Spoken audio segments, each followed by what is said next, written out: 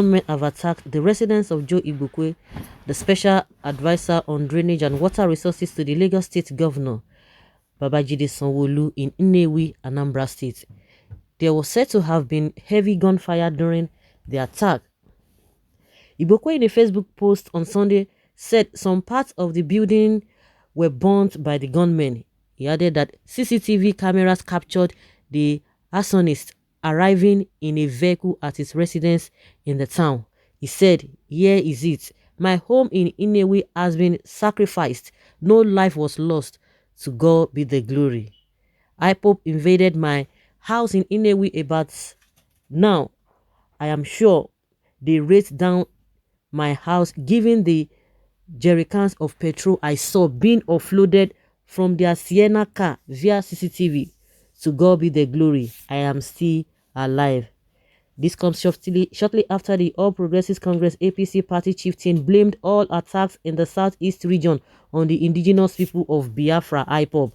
Senator Baribe, please take notice that I am from southeast and I am also a critical stakeholder in the region and Nigeria. You know it and I know it also that IPOB is responsible for the bloodshed in the southeast. This is the truth and nothing but the truth.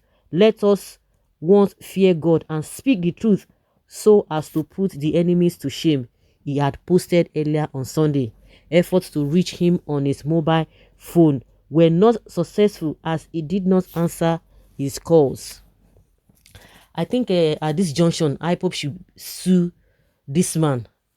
The other time, some days before the former IGP was sacked or whether he was relieved of his job, when there was an attack on one of the, I think the headquarters of police in Imo, the man just came within 2-3 hours. The man just told us that it was IPOB.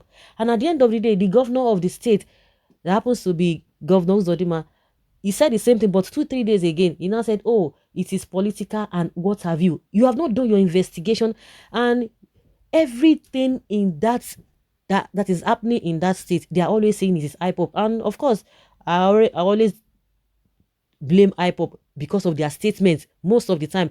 I think they are beginning to learn in a hard way, because as you are making a pronouncement, some people are somewhere working it out, and it is going to be difficult for anybody to believe that you are not the ones. But of course, they have been coming out to say, oh, we know nothing about this whole thing. So how can you just say something just happened? The next thing, it is IPOB. It is IPOB. This kind of dirty politics that all of you are playing, it's not going to all go well, and it's not going to end well. The other day, the Dr. Akunyili, the husband of Elise Akunyili's husband, was killed.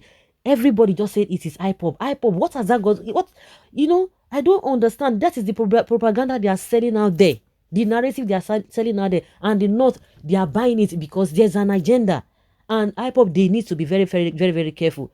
Whether they are the ones or they are not the ones. But one thing is that things cannot just happen and you begin to like, oh, this it is IPOB, it is IPOB. But when it's up concerns the Fulani Esme, that are the real criminals, that are the real people who are making life unbearable and uncomfortable for the people, nobody talks anything. You can imagine what Gumi has been saying, that people should respect bandits, that they have families, they have children too, that the army should stop killing them.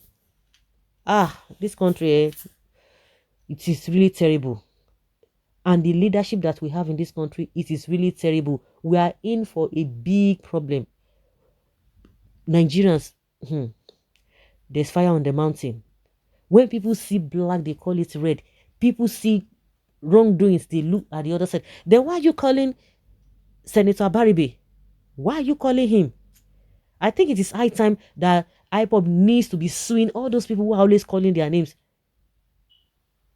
In Anambra State, Governor Obiano has come to tell us that all the criminal activities happening in that state, it is political, that the people who are in the opposition, they are the ones doing it. So, how do we justify all of these things? They know what is happening. And IPOB needs to be very, very careful. They need to be very, very careful. Now, investigation has not been done. You are coming out to say it is IPOB. Who does that? Where does that happen? This is unbelievable. I totally and unequivocally condemn the attack on Joe Igbokwe family house on NNEWI by arsonists. Nothing should be done to silence Mr. Igbokwe in a democratic system. Really? We are working towards capturing the perpetrators. We urge Joe to visit the scene and check the amounts of damage done over there. We urge the youth to keep being law-abiding citizens as we are on top of the situation. Of course, this is the kind of rhetoric that the police always think. They are using the same thing on Igbokwe, and this person is being sarcastic. Joe Igbokwe set his house on fire to get another one by Buhari because FFK was recognized while he wasn't. Oh my goodness. We urge Joe Igbokwe to go about his normal duty as civilians because civilians are on top of the situation. Mr. Joe IGBOKWE'S must realize that IPOB is a peaceful and does not burn the houses of innocent citizens, especially one like him. This unknown gunman must be checked as soon as possible. Governments on it again. They are looking every means to turn Igbos against IPOB, but no way. Joe Igbokwe purposely set his house ablaze in conjunction with the government in order to prescribe a Biafra. You know, somebody who is already on the floor cannot be afraid of falling again. Now, so they've already prescribed them. Of course, it is only in Nigeria that is really happening, that they know them as a terrorist. Of course, every other country or every other country of the world knows that they are not terrorists. The hands of the DSS.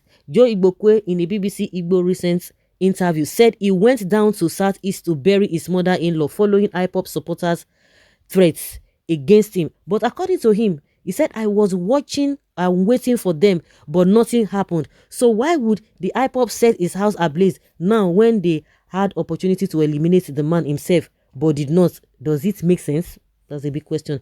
This man may be a good man, but he lacks the wisdom of tongue, thereby drawing too many enemies to himself. Secondly, I seriously condemn this attack on his property. He should not be too quick to point fingers on any group, e.g. IPOB, until a fact is established. That is only if they are going to investigate. Are you sure they are going to bother to investigate? The other time, was Senator Gulak that was killed in Imo State. Up to today, they just came, even the same day, they told us, they have already captured the people, they've arrested those who killed the man within 2 hours, and they said they've killed them. Like seriously? This is really unfortunate incidents. Joe Igbokwe set his house ablaze so that President Buhari will call him to presidential villa, since he has been crying that he has never been invited to Abuja upon all his good works as an APC member after the invitation of FFK. So this is the only means for him to get to Abuja, Aso Rock precisely. So guys, let's hear your opinion. Let's know what you think in the comment section. Thank you.